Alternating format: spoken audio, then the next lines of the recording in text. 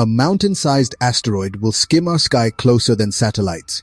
Picture this. NASA scientists are staring at a screen, tracking a mountain-sized rock racing through space.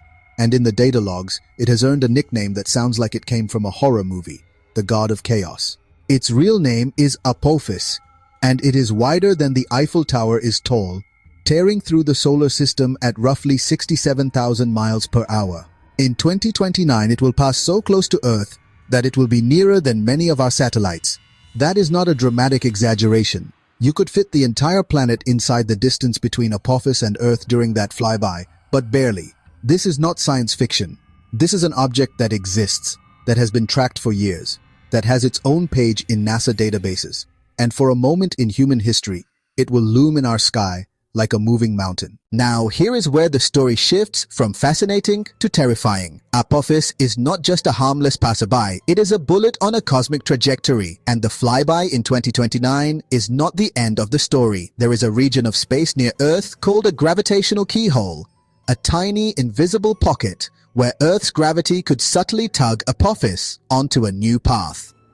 If Apophis passes through that keyhole during its 2029 approach, the laws of physics will quietly rewrite its future, bending its orbit so that 7 years later in 2036, it returns, not for a near miss, but for a direct collision, a hit. A planetary impact event. That is why scientists watch it so closely. Not because they think disaster is guaranteed, but because the stakes are enormous and the math has no emotions. The numbers are stark. The asteroid that wiped out the dinosaurs was larger, but Apophis is still a civilization-level threat. If it struck Earth, the energy released would be equivalent to roughly 880 megatons of TNT. To put that into perspective, the bomb that destroyed Hiroshima was about 15 kilotons. Apophis is tens of thousands of times more powerful. It would not simply flatten a city, it would carve a continent. It would ignite wildfires across hemispheres. It would blast trillions of tons of debris into the atmosphere, choking sunlight, collapsing food chains, and rewriting life on Earth. Coastal regions would be shredded by mega tsunamis. Shockwaves would circle the planet multiple times.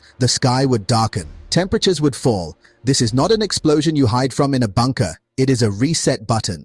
And yet, here we are in a moment of history where for the first time ever, humanity can see such a threat coming years in advance. That is the strange duality of our era. We live under cosmic danger, but we also live with cosmic awareness. Telescopes constantly sweep the sky. Computers simulate orbital paths. Teams of scientists argue over decimal points because a tiny change in trajectory can mean the difference between a spectacular light show in the sky and a mass extinction. When Apophis flies by in 2029, it will be visible to the naked eye in some parts of the world, a bright moving star racing across the night. People will celebrate. Social media will explode with videos, but behind the scenes, scientists will be measuring every wobble, every shift, every gravitational whisper that might hint whether it is drifting toward that keyhole or safely away from it. And here is the part that should give you chills. If the math one day showed that Apophis would hit Earth in 2036, we would not be helpless, but we would be on a deadline. Deflecting an asteroid is possible. Slamming a spacecraft into it to nudge its orbit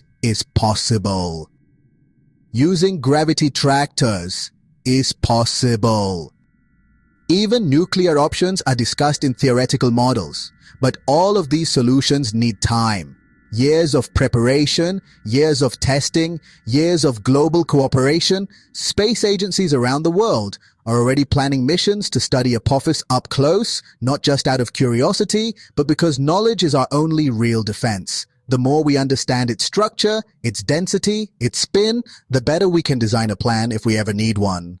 So, this story is not only about fear. It is about survival. It is about whether a species born on a small planet can grow wise enough to protect itself from the universe that created it. Every civilization before us looked at the sky and saw gods, myths, omens. We look at the sky and see equations, trajectories, probabilities. The danger is still real, but now we can calculate it. We can prepare for it. We can fight back against fate itself. Apophis is a reminder that space is not a gentle backdrop. It is a shooting gallery. Rocks, radiation, and cosmic forces move on timescales far larger than human history, and sometimes their paths cross ours. Whether Apophis becomes a passing curiosity or the most important warning shot in our species, story depends on science, vigilance, and global will. So the next time you hear the name God of Chaos, remember, it is not just an asteroid. It is a test. A test of whether humanity can look danger in the eye, measure it, understand it, and act before it is too late. Are we ready for impact